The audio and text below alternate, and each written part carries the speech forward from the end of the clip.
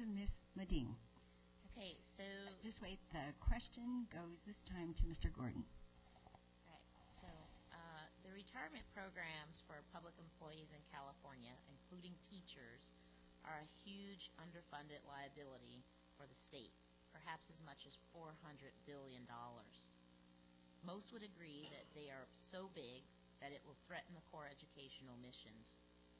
How do you plan to tackle this problem? Well, first of all, the one thing that I do think needs to be done immediately is to... Mr. Gordon, you know what? We're going to give them a minute for this one, yeah, okay? that's Yeah. Thank you. That's on the next page. So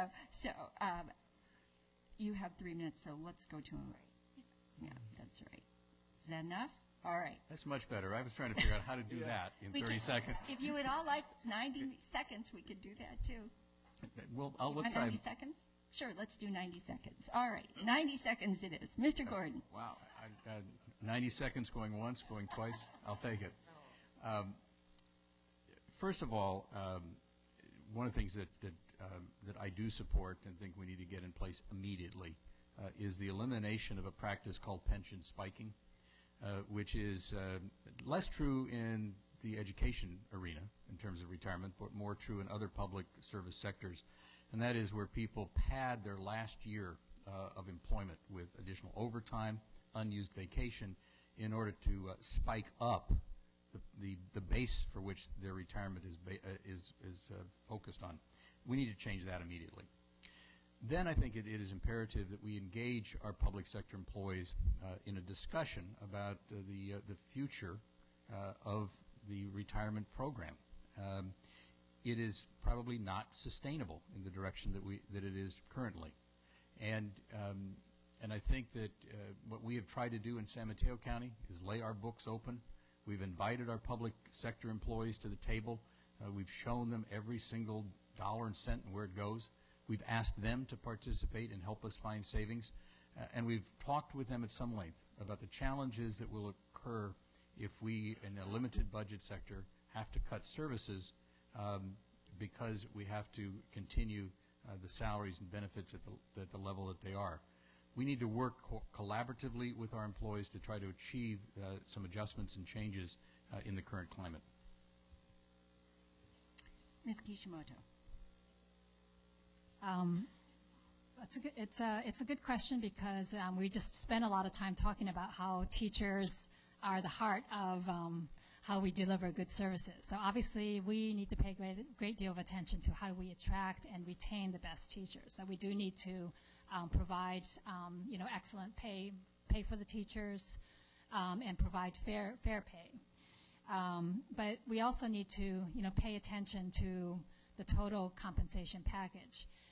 So as a city council member in Palo Alto, I was one person who did scrutinize the long-term consequences, and I was one vote against the decision to roll back the retirement age from 60 to 55, which really added $5 million a year to our budget. So one thing is to make the right decisions moving forward and vote in somebody who's actually going to pay attention and make the right decisions. Two is I really kind of look at things on a total compensation basis. And then finally, I just want to say, mention this very interesting group called Teacher Solutions, I believe, which is a group of teachers who said, well, why is everybody else discussing this? Why don't they ask us teachers what a fair compensation package is? And they actually came up with a series of very interesting and sophisticated recommendations, which I don't have time to go into, but that's the approach I would take. Thank you. Mr. Becker. I'd say three things. One is we have to restore honesty in budgeting. That's not the number. The number you use is not the number that's commonly reported. That was, I believe, out of the Stanford study.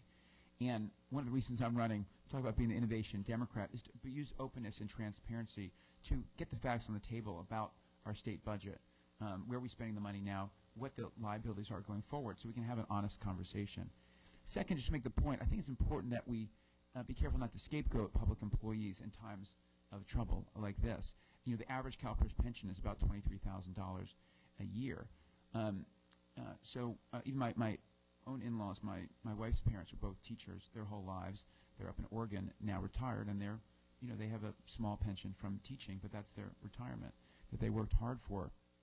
On the other hand, we do have to have a conversation. From my talks with the labor unions, they're ready to have that conversation and talking about, okay, what can we do? And things like spiking that Rich mentioned, absolutely we have to stop. And we have to look at the retirement age. People are living longer. And we have to look at maybe capping pensions at some level. And I think these are all conversations that the unions are willing to have, in my experience, and that we need to have.